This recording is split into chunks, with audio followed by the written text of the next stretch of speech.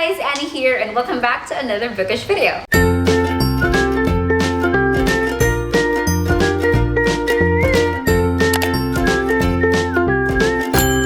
So you may be wondering why I'm on the floor right now. That's because Brielle is taking a nap and I just don't want to wake her up. Anyway, so in today's video, I'm going to share with you guys how I find time to read despite my busy schedule. So this is actually a problem here in the Philippines right now because a lot of my friends are telling me that they want to read, they have so many books that they plan on reading, but they are just so busy. And I totally understand that because I myself, I'm working full-time Monday to Friday. I go to school on Saturdays and I'm also very active at church on Sundays. And between all of that, I'm also a mother of a 1-year-old. And that is why in today's video, I'm going to share with you guys 6 things that have helped me, be consistent in reading, even though we have a lot of other things to do in life. Now, just to make it clear, this video is not going to be about reading fast because personally, I'm not a fast reader. I can only manage to read like, 2 books per month, 3 sometimes, or 1 when it's really, really hard.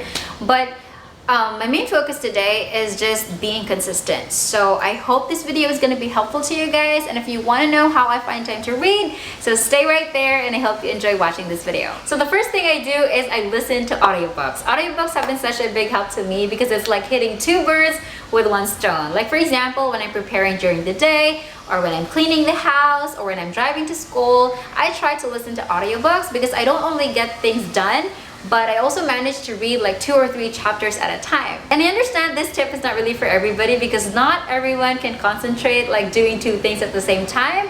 But if you're like me and you don't mind listening to something while doing other stuff, then I highly recommend that you try this one. Well, you also may be wondering where I find audiobooks. In my case, I just go to YouTube. So I would just type, for example, Animal Farm audiobook. So title of the book, and you can see immediately there are different options right there.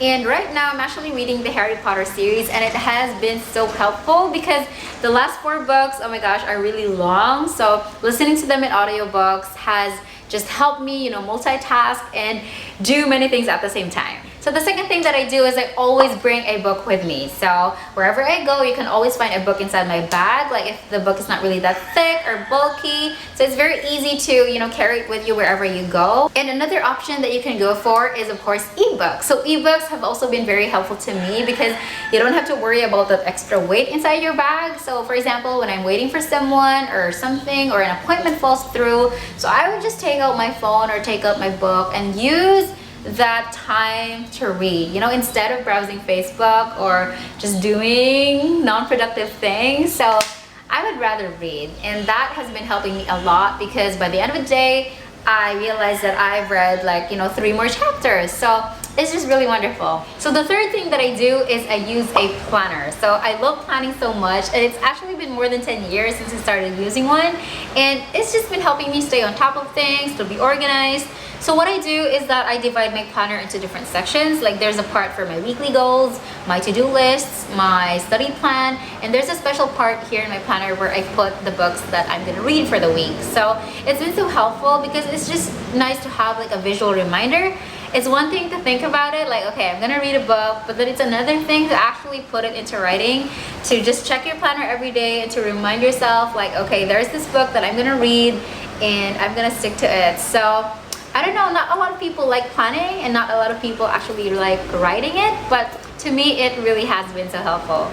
And some people actually really put a specific time, like 9 p.m. every night they're gonna read a book. But in my case, since I'm a mom and my schedule really depends on my daughter, so I don't really do that, but it's up to you. You can do that if you want to, and it doesn't really have to be super long, like an hour or 2. It can even be just 30 minutes every day as long as you are consistent. The fourth thing that has helped me read consistently is joining a community. So I have been part of BookTube since 2017, and it has been helping my reading so much because lots of times I would find myself in a reading slump and I kind of lose the motivation to read. But whenever I would watch and hear other people talk about books, it just excites me, and that flame and that passion for reading just ignites again. So it's really helpful to have a support system. But if you don't want to be a part of BookTube, that's fine. You can still find friends or people on social media or Instagram where you can share the books that you're reading, the characters that you love,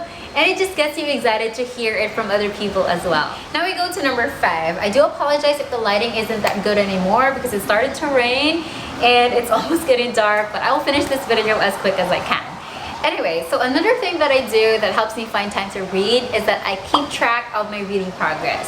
So once again, this is like a visual reminder to me that I'm actually working towards a goal.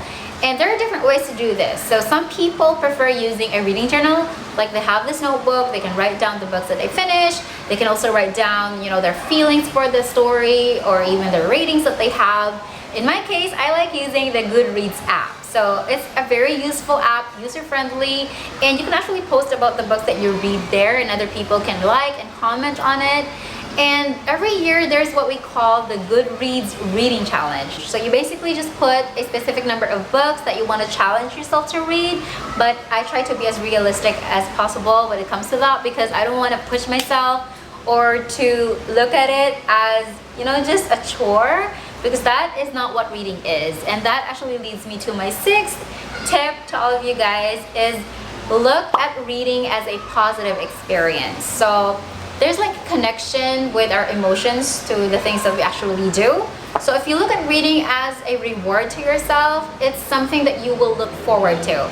But if you look at it as like a heavy and burdensome thing that you have to add to your schedule, you will not be motivated to do it at all. So that is the last but the most important thing that's been helping me because I love reading and I always associate positive feelings whenever I read. Like at the end of a very busy day, I'm so tired, I would reward myself by just lying on my bed, reading a book and transporting into a different world. So it just makes me so happy.